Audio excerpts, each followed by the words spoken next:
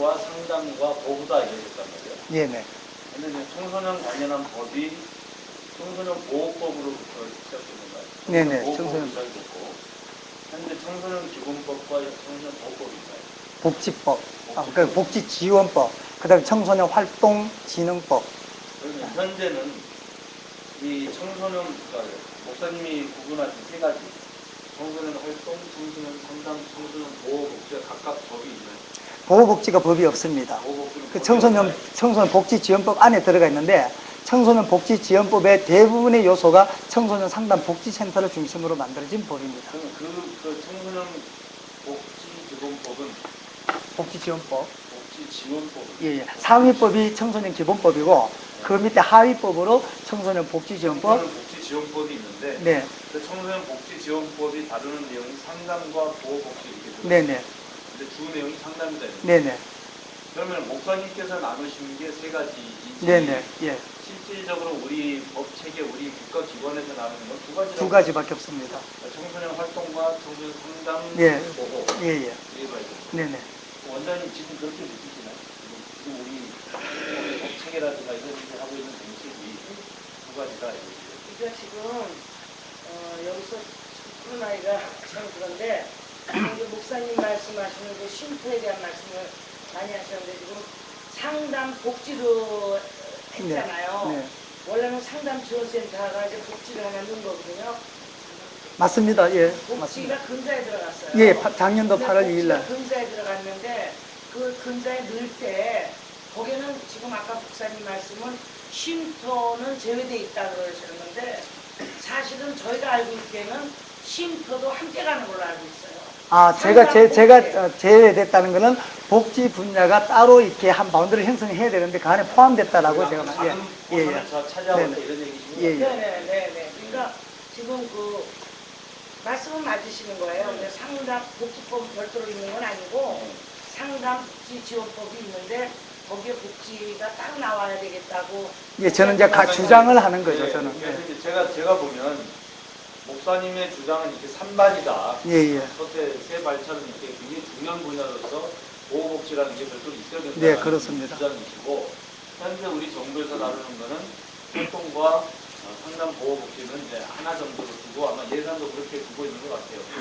대부분에서는 상담으로 두고 있고 보호복지라는 게 조금 두고 있는 것 같은데 저는 그럼 여기 이제 계신 분들, 지역 아동센터든 그룹홈이든 나눔과 유통이든 하시는 분들이 이제 많으시니까 제가 이제 무슨 지역에서 활동하시면서 그 느낌에서 여쭤보고 싶은 거는 과연 그러면 지금 우리 성부사님 말씀처럼 이 분야에 대한 근데 저건 있습니다.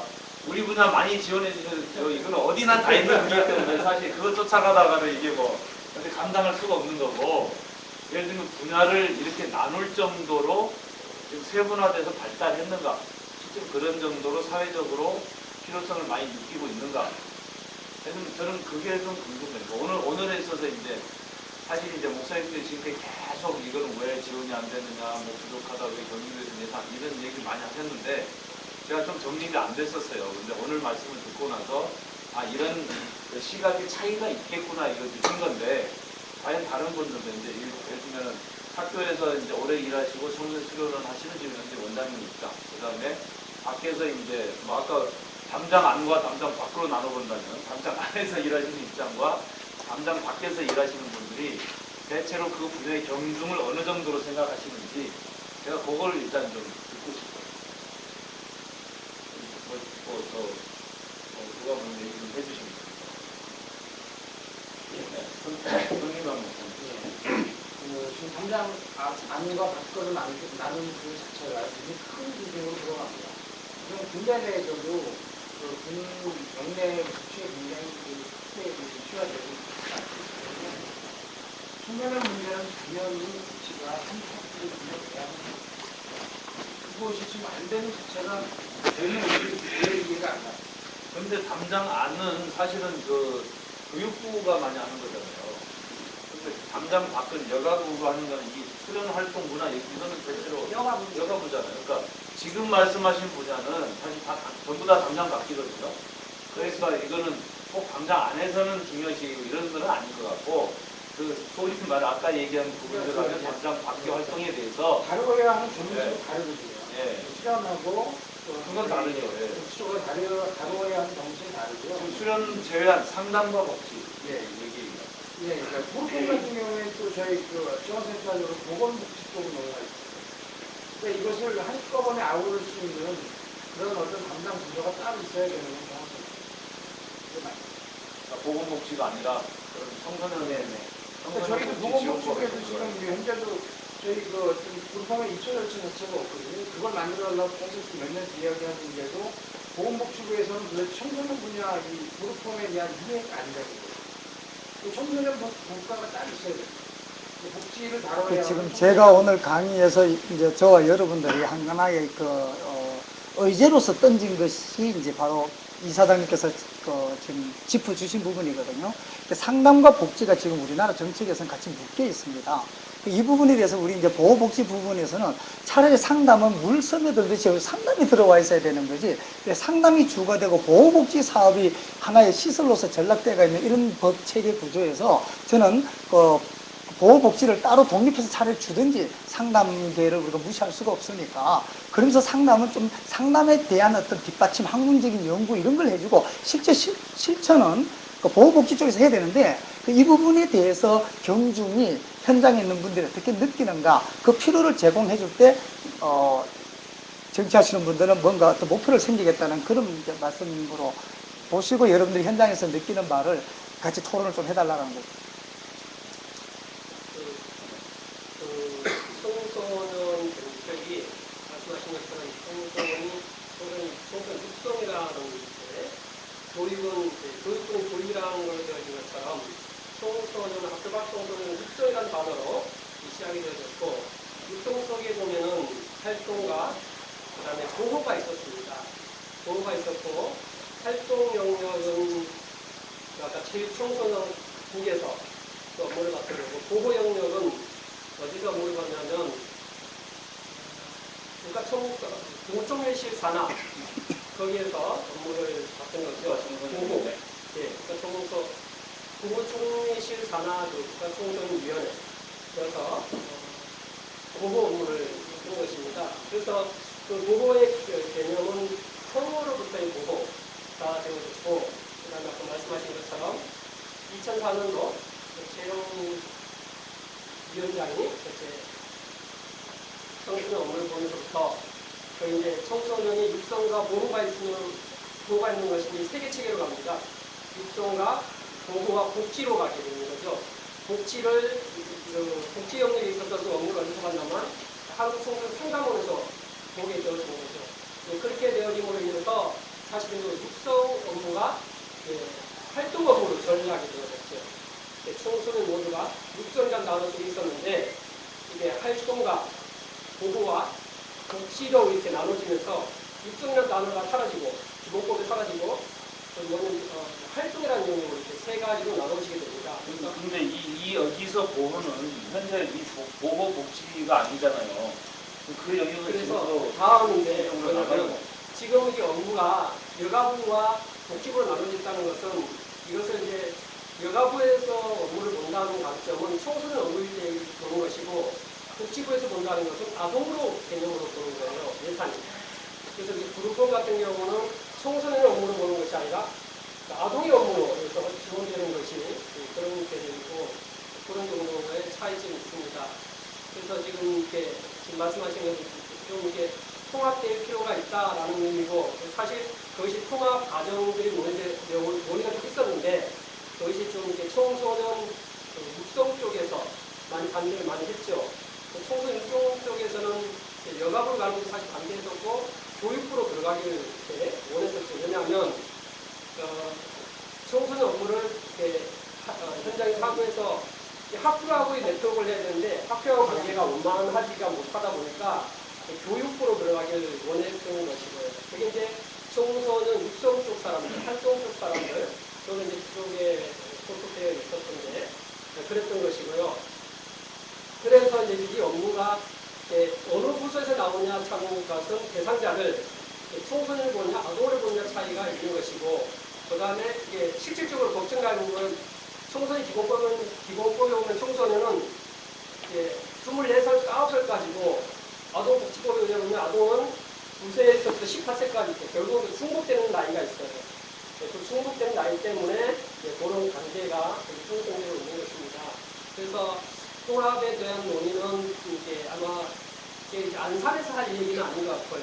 그냥 국가 정책에 관련되는 부분이어서 어쨌든 이제 아이들을 건강하게 보호할 필요는 있고 사실은 이제 아까 우리 발표자께서 말씀하신 것처럼 쉼터 쪽에서 보면 종합복지가 제공되고 있었거든요. 청소년과 관련되어서 종합복지가 제공되고 있었다고 하시는데 어쨌든 이제 그 정책으로 복지가 정책화되는 과정에 있어서 소외화된 것은 사실입니다.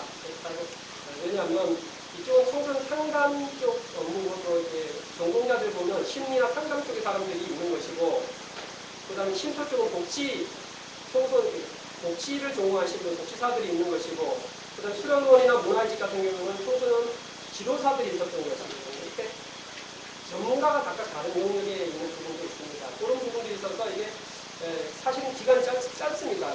2004년부터 이렇게 우리가 이렇게 막 나눠지고 또 통합되어지고 나눠지고 통합되고 이런 과정이 반복되어지고 있어서 아직도 계속 논의되어져야 되는 그런 이게 청소년 분야지 뭔가 결정되어진 부분은 아니고 분명한 것은 청소년 분야가 청소년 복지 분야가 많이 소외되는 잠깐 것은 이사장님 지금 오늘의 주제가 너무 동떨어지게 뭐 정책론이 나오고 이렇게 얘기하기 그러다 보니 예, 좀 죄송하긴 합니다. 네네. 이해하기 위한 네네. 어떤 부분 제가 볼 때는 지금 맞습니다. 청소년 수련이나 쉼터나 복지를 운영하시는 분들이 여기 자리를 많이 차지하신 것 같은데 저희 일반인들도 오늘의 토론에 참여할 때는 예, 맞습니다. 예, 그러니까 예. 청소년을 이해하는 부분에서 예.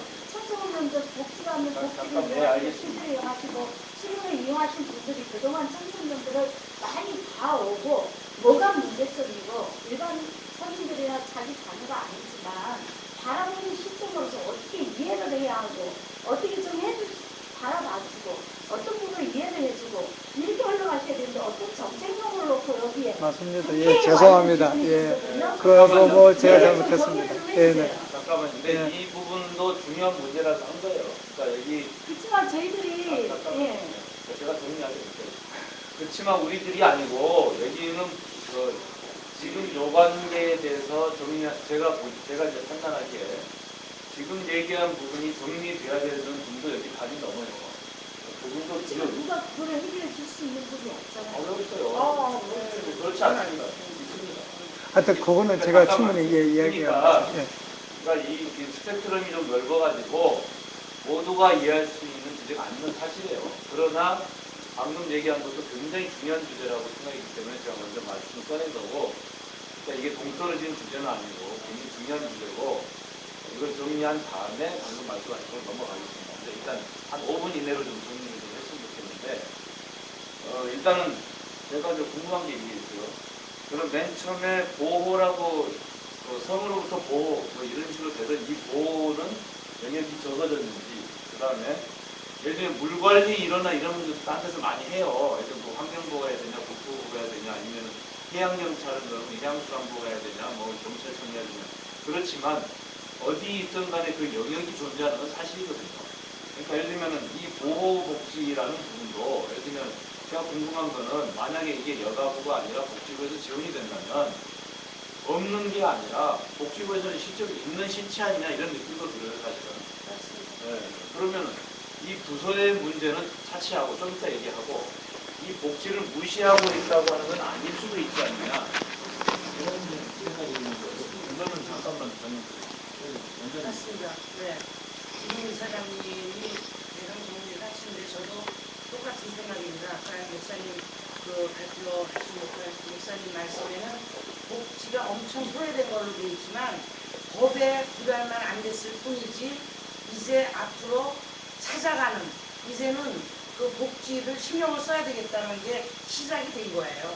그래서 여가부에서 하는 그 속에 또 실제로 들어가 있습니다. 들어가 있고 또 보건복지에서 하는 데도 들어가 있는 거예요.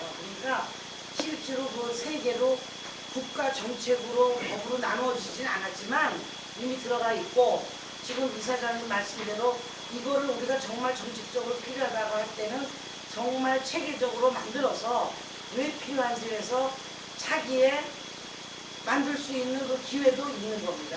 네. 복지에는 그 영역이 들어있나요? 그 복지도 제가 좀 정리를 좀 하겠습니다. 그 작년 이제 8월 2일 날짜가 중요한데요.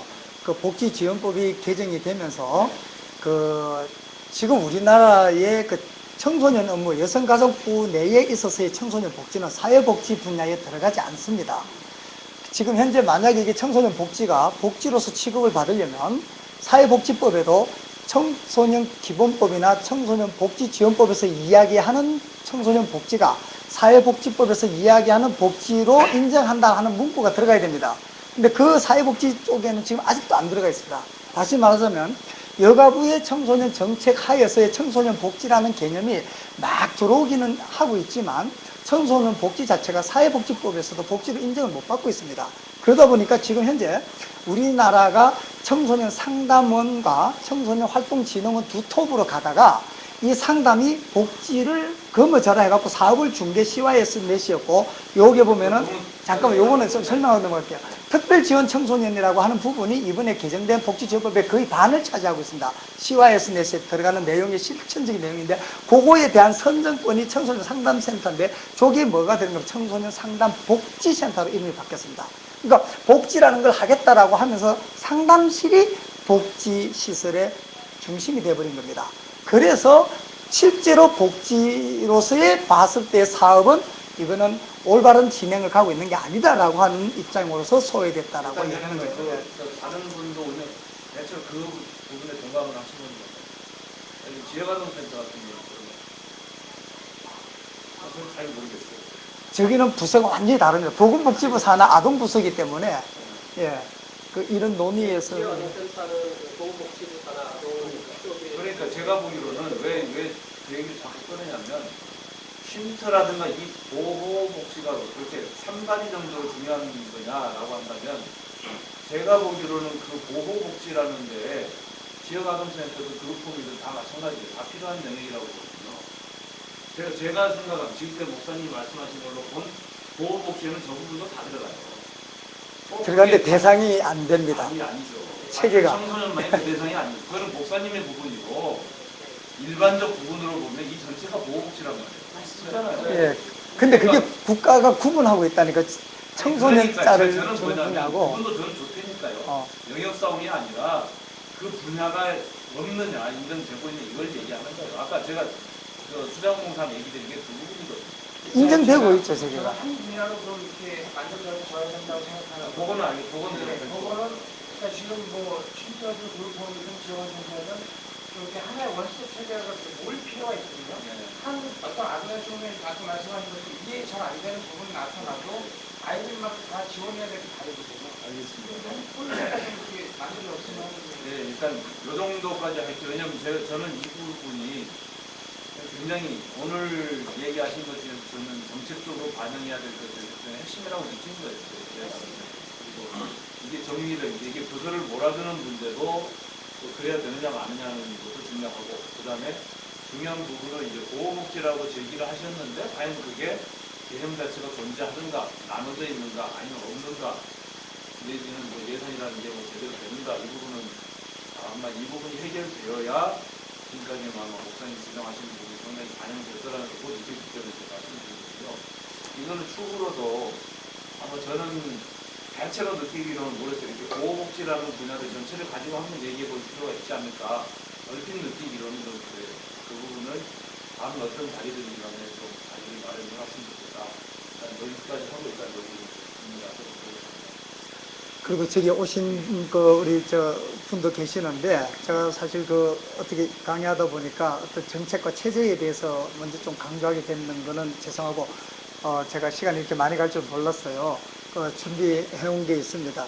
우리 이제 청소년들에 대해서 이해하기였기 때문에 아이들의 하나의 어떤 습성이나 이런 부분들에 대해서 어떻게 하기를 되게 바라고 그런 궁금하신 게 있을 겁니다. 그러면 지금 다시 재차 제가 강의 부분에는 있지만은 하기가 시간이 그런가 우선 질문하실 게 있으면 제가 답변하는 걸로 또 그것만이라도 오늘 오신 어떤 만족이 되게끔 하겠습니다. 어떻게 좀 질문은 별로 없어요. 왜냐하면 예. 저는 이제 자녀를 낳았어요. 네네. 그러니까 3살 하겠으니까 이제 아까 목사님께서 말씀하셨듯이 우리한 사이에서 세대 차이를 느낀다고 하는데 과연 제가 집을 가든 어디 가든 친구를 만났을 때 내 눈에 띄는 내가 지금 어떤 내 시각으로 바라봤을 때 제가 어떤 점이 약간 불안한 상태고 안 좋은 상태에 있을 때 또 지혜를 어떤 방식으로 끌어줄 수 있는 이런 부분들 네네. 저희는 이제 그 소품을 접하는 시간이 꽤 장기 시간이 있었지 않습니까? 그래서 이제 그런 부분들을 어떤 내용이 나오질 않았거든요. 근데 이제 정책 방향이 나오니까 네. 잠깐만 좀 말씀드려도 될까요? 예, 뭐 답변으로 생각하고. 그, 이제 청소년을 만날 때 우선 첫째가 버릇이 없습니다. 그리고 안하무인격이고요. 특히 요즘은 길거리에서 담배 피우는데 어른이 와서 간섭하면 오히려 간섭하는 행위 자체가 오히려 너 못난 짓을 한다. 너 왜 그래 나한테. 참 뜬금없다. 이제 이렇게 반응을 하는 사회가 되어버렸습니다. 그러다 보니까 내가 아이들에게 다가가는 것 자체가 아이들에게는 특이한 행동이고 말 그대로 비난받을 행동입니다. 근데 문제는 그 아이들의 마음을 어떻게 잡느냐라는 거죠. 분명히 내 가르침에 어떤 욕심은 있는데 저래서는 안 되는데 하는 생각이 있잖아요. 그런 거 할 때에 우선 첫째 저희가 취하는 태도가